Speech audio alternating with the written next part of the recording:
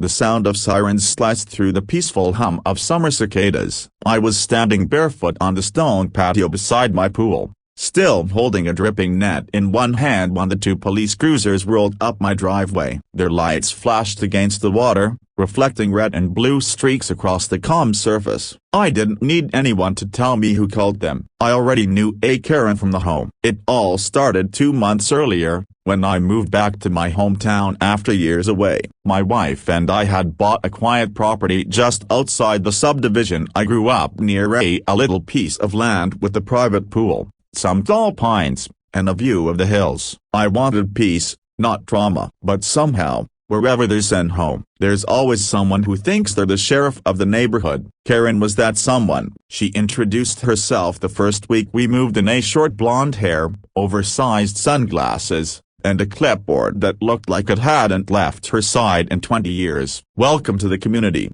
she said, forcing a smile. "I'm the HOA president, and I just wanted to go over some of the rules we have for shared spaces." "Shared spaces?" I asked, confused. "Ma'am, my property isn't part of the home." Her smile froze, the kind that cracks under pressure. "Oh, that must be a misunderstanding. All the homes in this area fall under our association." "Not this one," I said, handing her my deed. "I bought this land years before the HOA expanded. It's grandfathered out, completely private." That was the moment she decided she didn't like me. At first, it was little things, a nasty note on my gate about unkempt landscaping, then another one about noise complaints, even though my wife and I rarely had guests. But it wasn't until summer arrived that things took a truly ridiculous turn. You see, my pool sits right by the property line, separated by a tall cedar fence. Across that fence is the HOA's community pool, a small,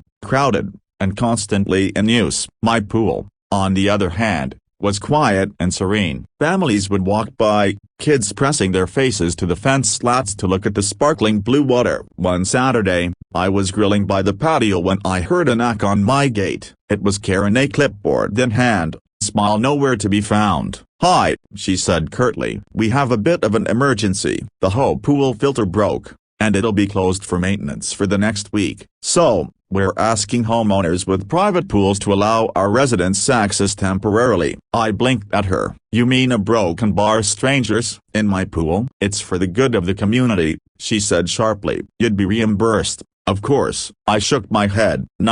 "This is private property, not a public amenity." "I'm sorry." Her lips tightened like she'd bitten a lemon. "You're being very unneighborly, Mr. Hale." "I'm being a homeowner," I said. "Have a good day." She stormed off, muttering something about selfish outsiders. I didn't think much of it until 3 days later when I caught a group of kids climbing over my fence. I rushed outside, and they scattered like birds. When I checked my security footage, I saw Karen standing by the street, watching. I confronted her the next morning. "Karen, I have footage of kids trespassing, and you were right there," I said, holding up my phone. She didn't even flinch. "They just wanted to cool off. You're the one making a big deal out of it." "Because it's illegal," I snapped. She smirked. "Maybe you shouldn't have built something that tempts the neighborhood." That's when I realized this wasn't going to stop. So, I started documenting everything. Every note she left, every time she hovered near my gate, every violation of privacy I could record. Then came the day she crossed the final line. It was a scorching afternoon. I had just finished skimming the pool when Karen marched right up to my gate,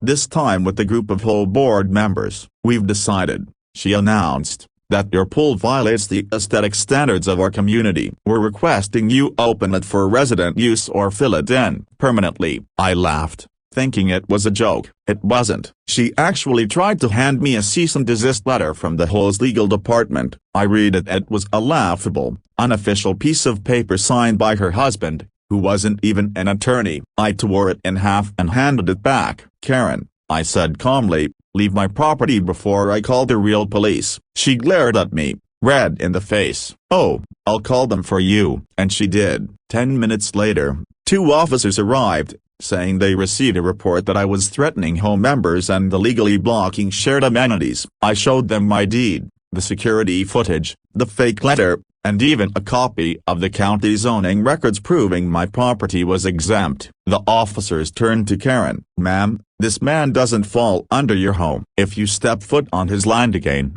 you'll be trespassing." The look on her face was priceless, equal parts fury and disbelief. She stormed off, shouting that this wasn't over. But what she didn't know was that it was just beginning. Because while she was busy harassing me, I had been preparing something. You see, I'm not just some random homeowner. I'm a land surveyor and developer, and I'd been quietly buying the undeveloped lots behind the HOA's land for months. Those lots, connected by a narrow access road, surrounded the entire community like a horseshoe. 2 weeks later, I filed a proposal with the county to build a new, privately owned recreational park and clubhouse. And guess what? The only access road to the HOA's property, a broken bar, ran straight through the land I now owned. When the permits were approved, I installed a tall, secure gate with digital access for residents of my development only. The home members woke up one morning to find their usual shortcut to town blocked,